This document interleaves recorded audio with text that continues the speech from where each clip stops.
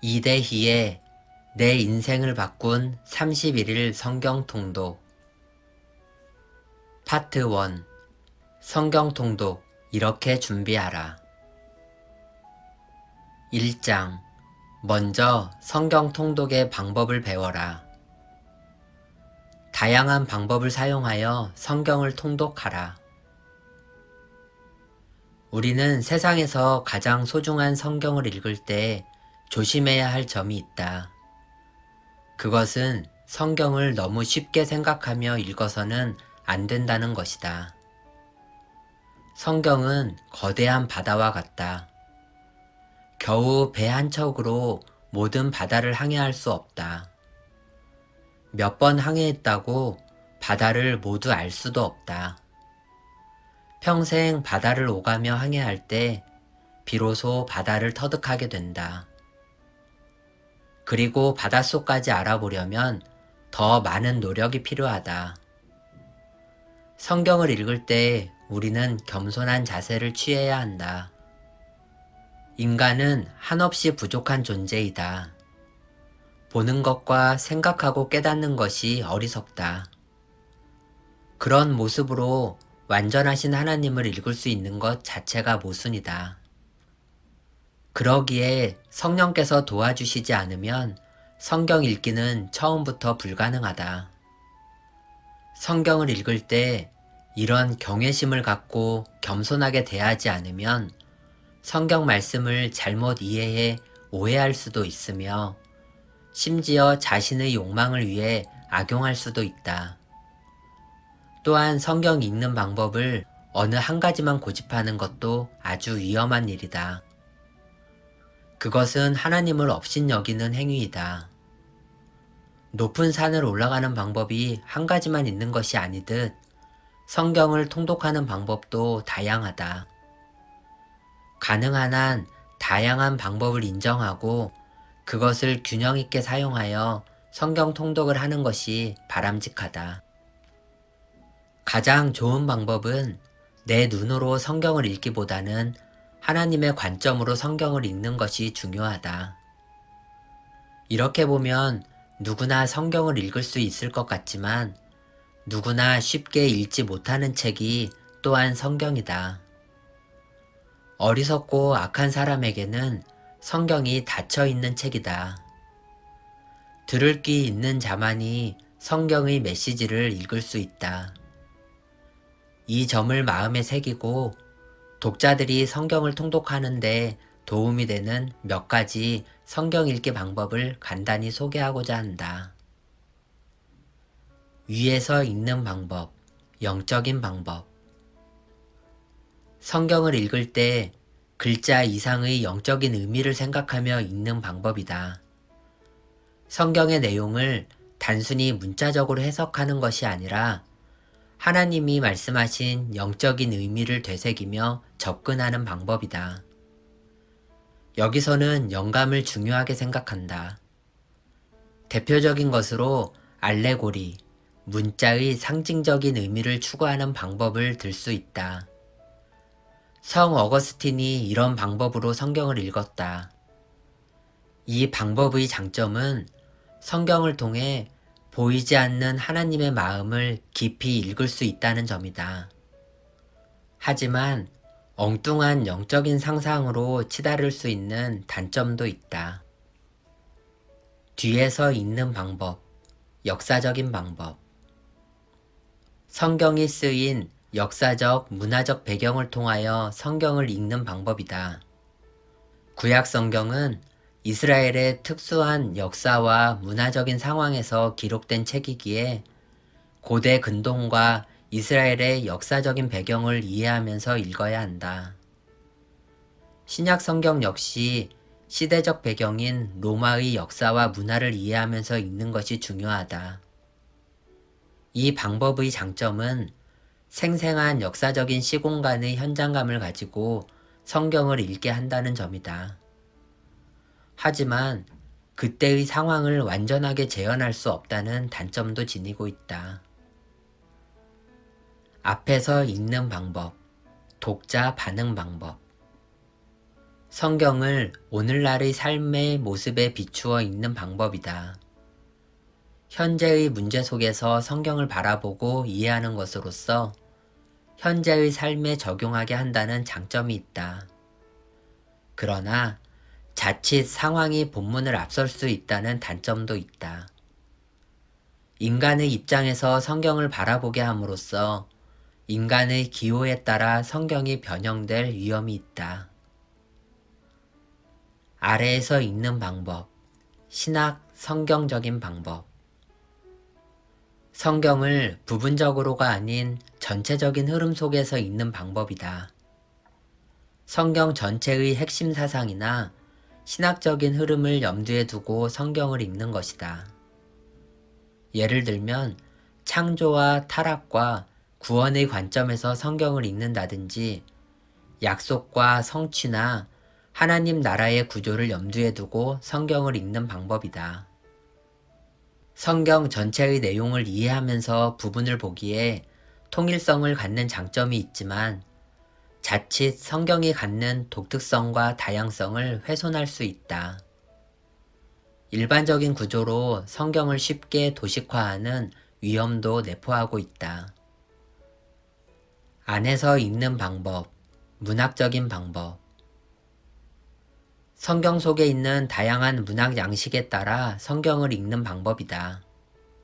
한 편의 문학 작품을 읽듯이 성경 속으로 들어가 그 안에 들어있는 구성과 표현과 특징을 이해하면서 성경 자체에서 의미를 파악하는 것이다.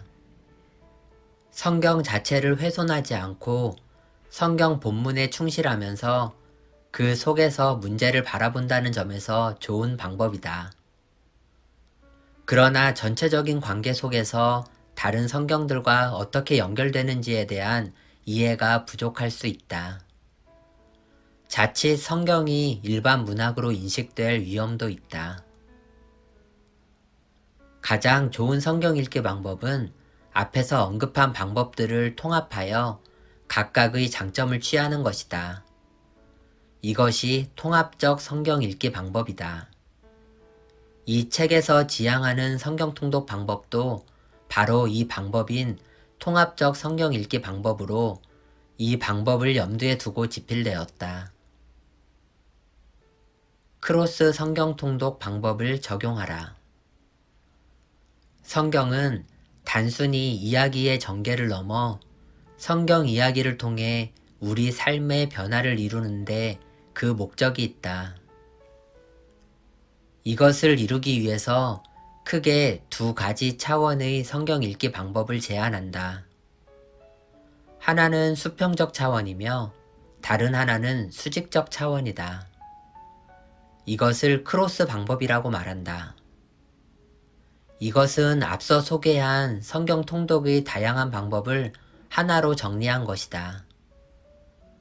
수평적 차원은 성경 66권을 읽어 나갈 때 하나님의 마음을 지속적으로 추적하면서 하나님의 의도하심을 찾아가는 이야기식 방법으로 성경을 통독하는 것이다. 드라마나 영화, 소설이 진행되듯 문학적인 구성의 스토리를 염두에 두고 성경을 읽는다면 성경 전체의 이야기가 하나의 이야기로 우리에게 다가오고 감동은 점점 더해지며 성경을 읽고 난 후 한 편의 감동적인 드라마를 본 것처럼 가슴이 저려오고 삶의 변화를 이룰 수 있다. 성경 66권은 각 권의 책이지만 각각 분리된 것이 아니다. 그러므로 우리는 성경을 읽을 때 마치 퍼즐을 맞추듯 그것들을 하나로 연결하면서 창세기에서 요한계시록을 향해 완성해가는 이야기로 성경을 읽을 필요가 있다. 이것을 수평적인 성경 읽기라고 말한다. 그러나 이 방법만으로는 성경의 깊은 의미를 발견하거나 삶의 변화를 이루어내는데 한계가 있다. 그 다음으로 수직적인 성경 읽기이다.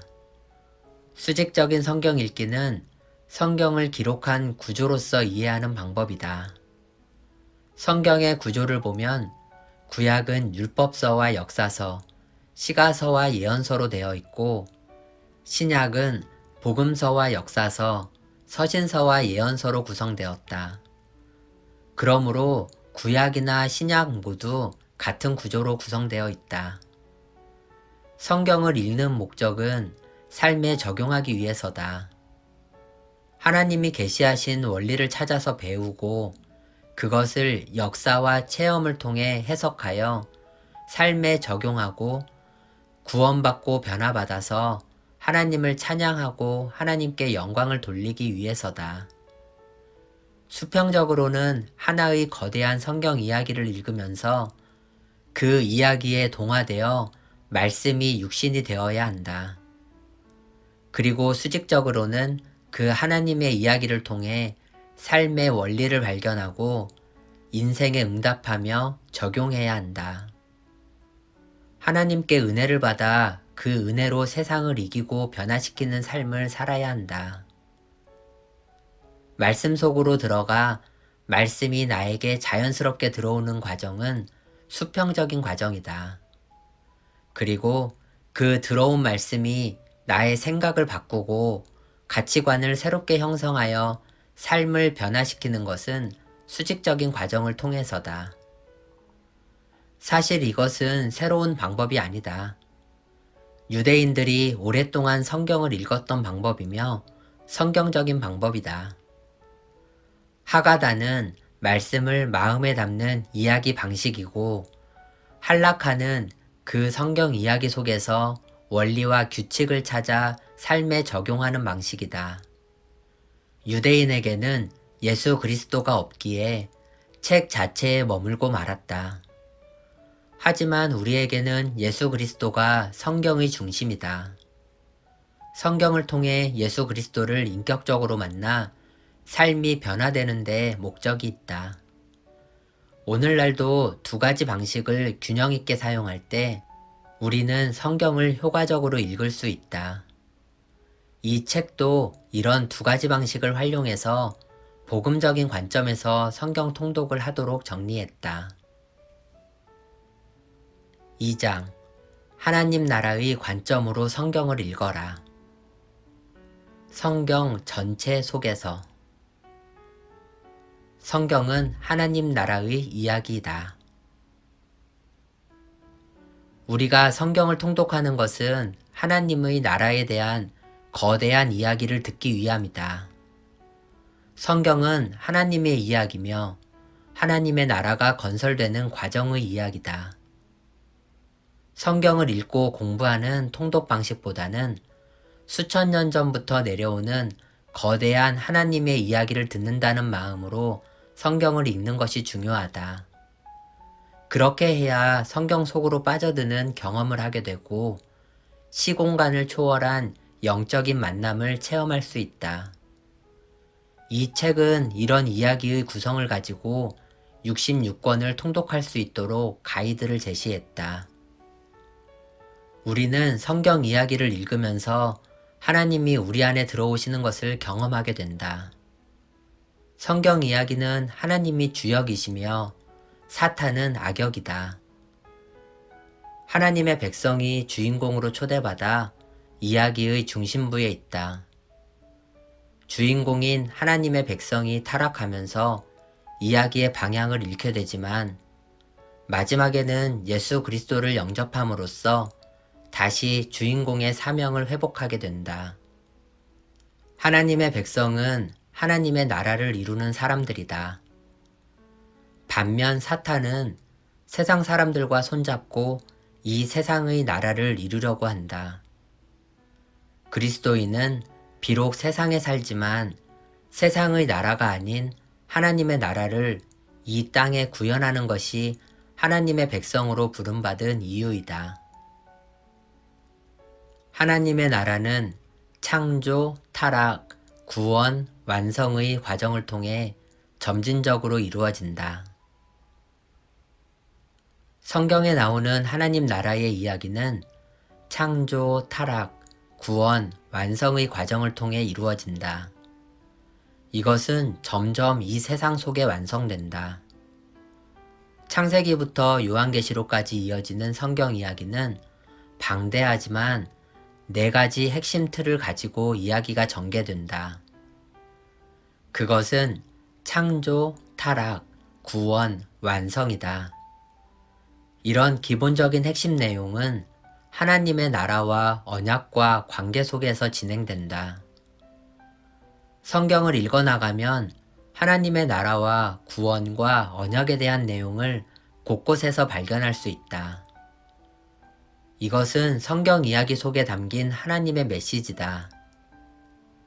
우리는 이런 성경 이야기를 읽으면서 반복적으로 이런 하나님의 메시지를 듣고 매 순간 삶 속에서 결단하는 것이 중요하다. 이 책은 하나님의 나라, 언약, 구원에 대한 핵심 메시지를 찾아 자신에게 최대한 적용할 수 있도록 기술되었다. 창조 이야기는 창세기 1, 2장의 창조 사건이다. 이것은 하나님 나라의 원형이다.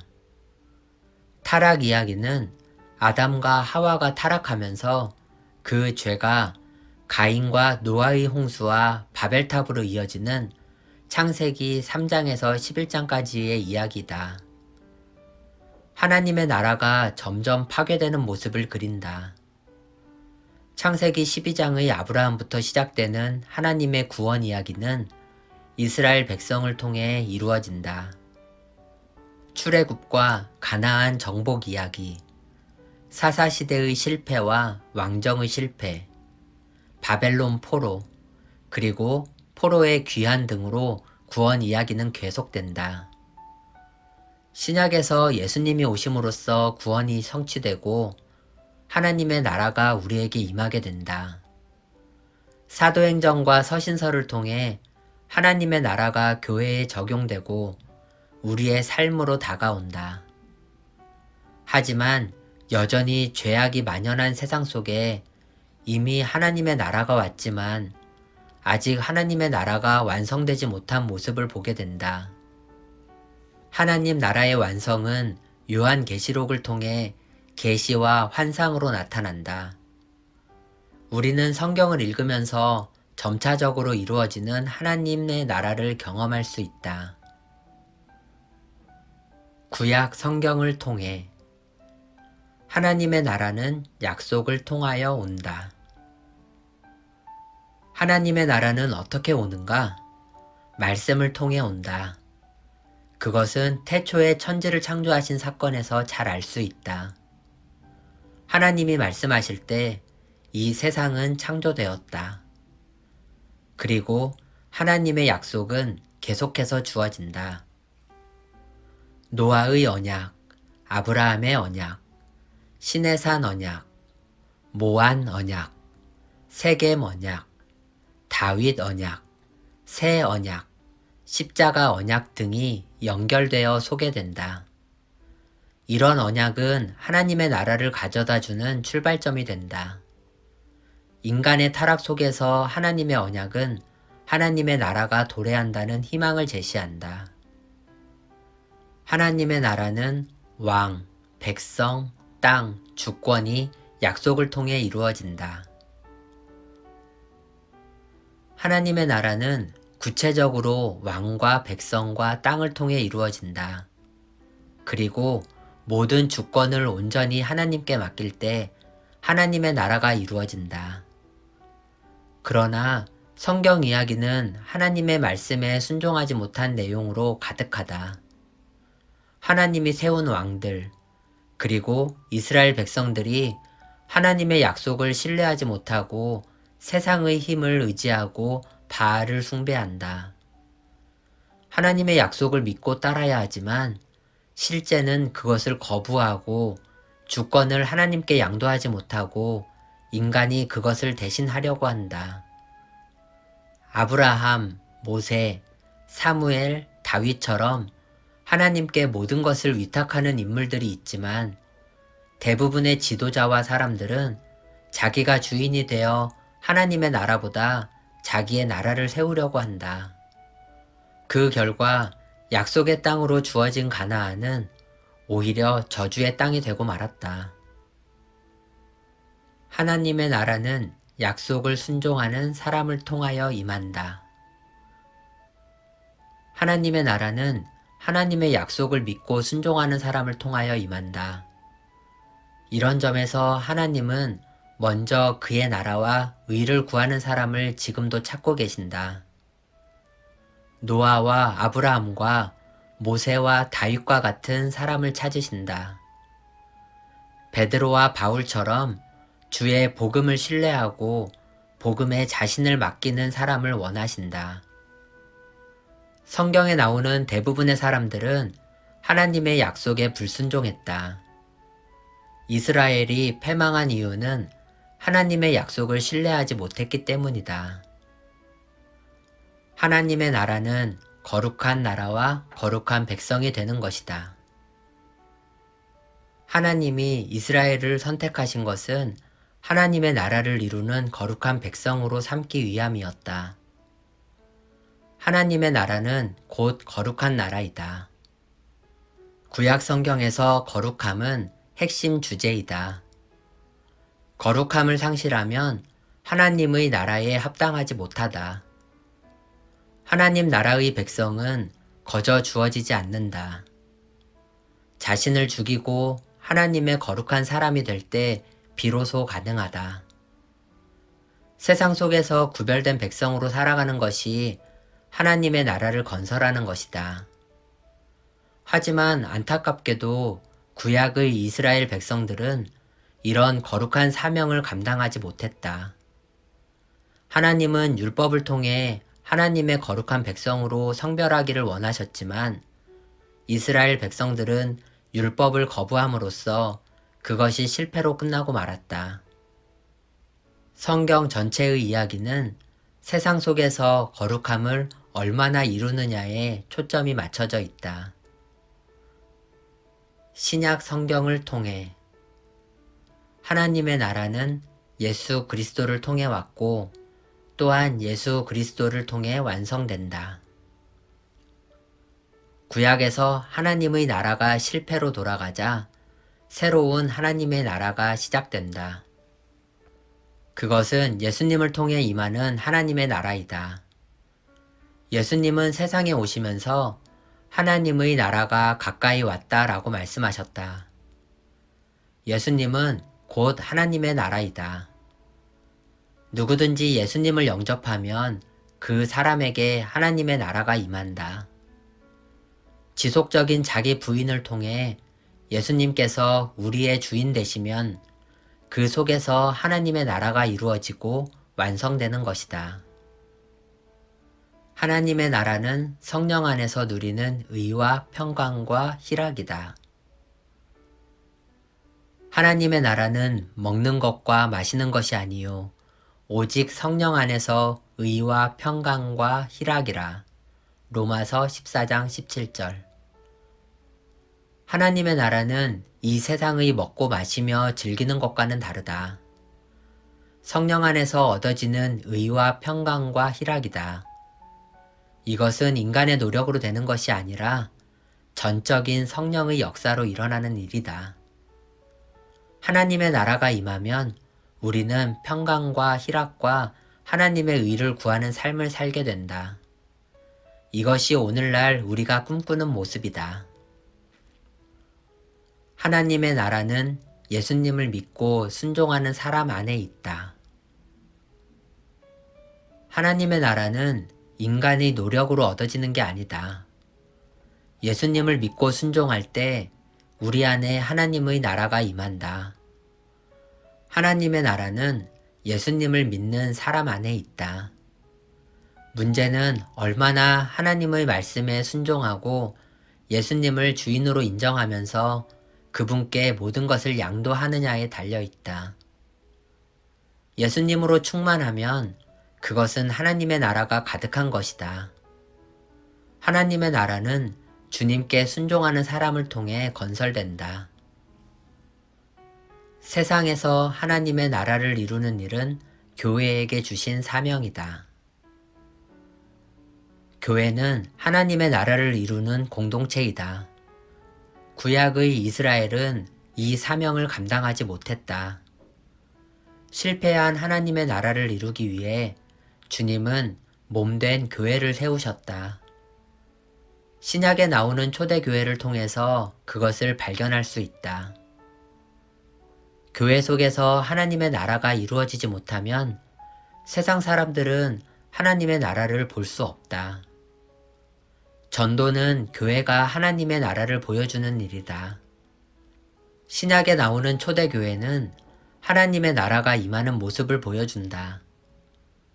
그리스도를 주로 삼아 서로 유무상통하고 말씀과 기도와 교제를 나누며 모이기를 힘썼다. 교회의 목표는 하나님의 나라를 이 세상에 구현하는 데 있다. 교회가 하나님의 나라를 이룰 때 하나님은 날마다 구원받는 사람들을 더해 주신다. 하나님의 나라는 이미와 아직의 긴장 속에 있다. 예수님이 이 세상에 오심으로써 하나님의 나라가 임했지만 사람들은 여전히 예수님을 믿지 않고 거부한다. 교회와 그리스도인에게는 이미 하나님의 나라가 임했다. 하지만 인간적인 모습이 여전히 남아있다. 하나님을 주인으로 섬기지 못하고 주님을 종처럼 부리려 한다. 오늘날에도 바알처럼 자기가 신이 되는 것을 추구하는 사람들이 교회 안에 있다. 이렇게 보면 아직 하나님의 나라가 완전히 임하지 않은 것이다. 하나님의 나라가 이미 세상에 왔지만 주님이 다시 오실 때까지는 아직 완전한 하나님의 나라가 이루어진 것이 아니다. 그런 이유로 그리스도인들은 늘 근신하여 깨어 기도하며 우리 안에 하나님의 나라가 충만하기를 기도해야 한다. 세상의 나라를 이기는 길은 하나님의 나라를 끝까지 소망하는 것이다. 우리가 사는 세상은 하나님의 나라와 정반대의 모습을 지니고 있다. 인간은 자신이 주인되어 하나님을 거부하며 자기의 소견대로 살아간다. 육신을 입은 인간은 완전한 하나님의 나라를 이룰 수 없다. 성령이 충만하면 가능한 일이지만 그렇지 못하면 여전히 인간이 주인되는 세상의 나라를 꿈꾸게 된다. 이것을 이기는 길은 오직 하나님의 나라를 끝까지 소망하면서 주님의 왕되심을 선포하고 근신하여 깨어 기도하는 일뿐이다. 성경 통독의 목적. 성경 통독은 하나님의 나라를 마음속에 충만하게 한다.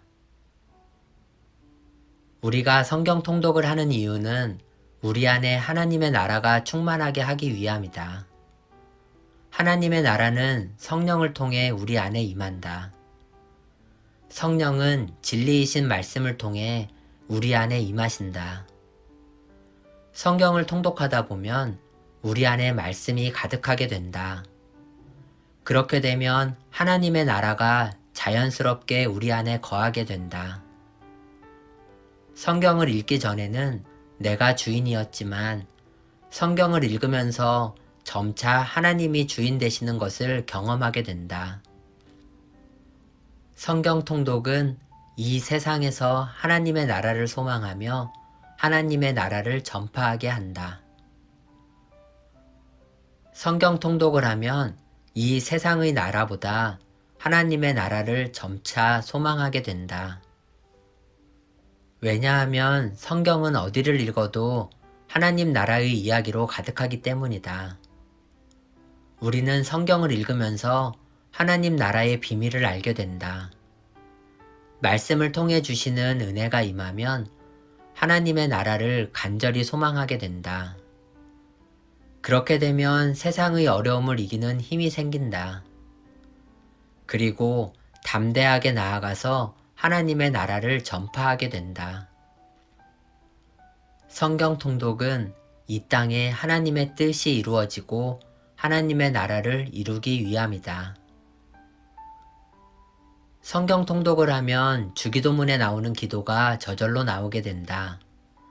하나님의 이름이 거룩히 여김을 받고 하나님의 나라가 임하게 해달라고 기도하게 된다. 하늘의 뜻이 이 땅에서도 이루어지게 해달라고 기도를 한다. 성경 통독을 하면 기도 제목이 하나님의 나라를 이루는 기도로 변화된다. 하지만 성경을 읽지 않고 기도하면 나의 뜻만 구하는 이기적인 욕심이 될 수 있다.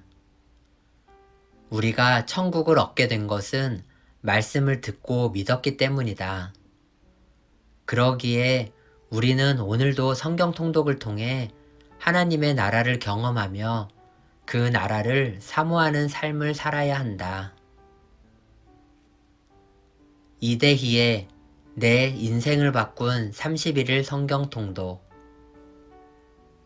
파트 1 성경 통독 이렇게 준비하라.